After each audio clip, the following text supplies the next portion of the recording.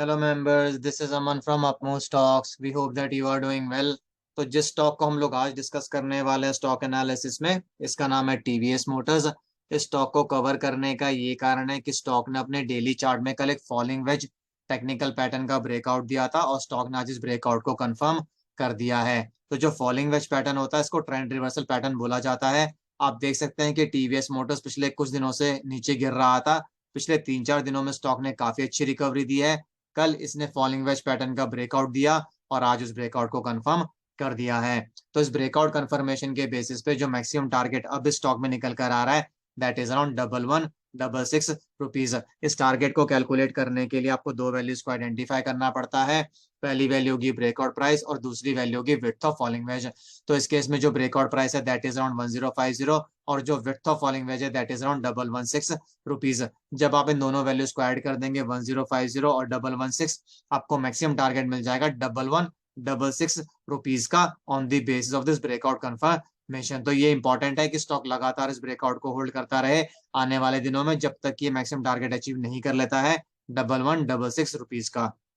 तो ये तो हो गया कि स्टॉक में मैक्सिमम टारगेट क्या निकल कर आ रहा है और इसकी प्री रिक्वायरमेंट क्या है। अब ये समझ लेते हैं कि इंटरमीडिएट टारगेट्स या फिर रेजिस्टेंस लेवल्स कौन कौन से होंगे इस स्टॉक में before the maximum target of 1116। तो जो पहला इंटरमीडिएट टारगेट या फिर रेजिस्टेंस लेवल इस स्टॉक में निकल कर आ रहा है दैट इज अराउंड 1135। अगर स्टॉक 1135 के लेवल को तोड़ देता है, उसको सस्टेन करना शुरू कर देता है, next target would be around 1146। अगर स्टॉक 1146 के लेवल को भी तोड़ देता है, उसको भी सस्टेन करना शुरू कर देता है, next target would be around 1155। अगर स्टॉक 1155 के लेवल को भी तोड़ देता है, उसको भी सस्टेन करना शुरू कर देता है, फिर जो मैक्सिमम टारगेट हमने आपको स्टॉक में बताया 1166 का, वो कहीं ना कहीं एक्टिवेट हो जाएगा। तो मैक्सिमम टारगेट अभी के लिए 1166 का ही रहेगा। ये जो तीन इंटरमीडिएट टारगेट्स हमने आपको बताया है, ये हर टारगेट रेजिस्टेंस लेवल की तरह भी काम करेगा।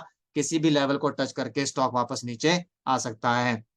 अब स्टॉक में एक और इम्पॉर्टेंट बात है, और वो ये है कि स्टॉक का जो लाइफ टाइम आया है दैट इज अराउंड 1177। अगर स्टॉक 1166 के लेवल को भी तोड़ देता है, उसको भी सस्टेन करना शुरू कर देता है, फिर जो नेक्स्ट टारगेट स्टॉक में निकल कर आएगा दैट विल बी अराउंड 1177। और अगर स्टॉक 1177 के लेवल को तोड़कर उसको भी सस्टेन करना शुरू कर देता है, फिर ये स्टॉक 1200 के लेवल को भी टच कर सकता है आने वाले कुछ हफ्तों में। तो बेसिकली अभी के लिए मैक्सिमम टारगेट 1116 का लेकर चलेंगे।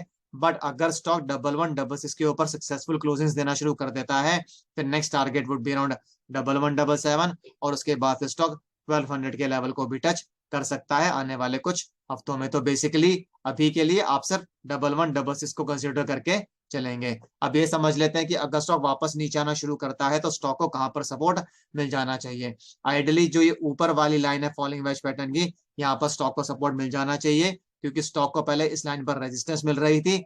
अब स्टॉक ने ब्रेकआउट दिया है कल, क्योंकि ब्रेकआउट आ चुका है, अगर स्टॉक वापस नीचे आता है तो आइडियली जो पहले रेजिस्टेंस का काम कर रही थी लाइन, अब वो स्टॉक के लिए सपोर्ट का काम करेगी। तो आइडियली स्टॉक को इस पर्टिकुलर लाइन पर सपोर्ट मिलना चाहिए अगर ये वापस नीचे आने की कोशिश करता है। तो अगर स्टॉक इस लाइन को तोड़कर इसके नीचे क्लोज करना शुरू कर देगा, फिर कहीं ना कहीं जो मैक्सिमम टारगेट हमने आपको बताया है वो अभी के लिए फेल हो जाएगा। बट अगर स्टॉक पहले इस टारगेट को अचीव कर लेता है और फिर वापस नीचे आता है, तो हमारे लिए उसकी कोई इंपॉर्टेंस नहीं रहेगी। इसलिए ये इंपॉर्टेंट है कि स्टॉक लगातार इस ब्रेकआउट को होल्ड करता रहे जब तक ये 1116 के टारगेट को अचीव नहीं कर लेता है आने वाले दिनों में। तो अगर आपको स्टॉक से रिलेटेड कुछ भी कंसर्न्स, क्वेरीज या सजेशंस हो, तो आप कमेंट बॉक्स में डाल सकते हैं। हम उनका रिप्लाई करने की कोशिश करेंगे जल्दी से जल्दी। और इसी के साथ मैं इस वीडियो को एंड करूंगा। This is Aman signing off. Bye bye, take care.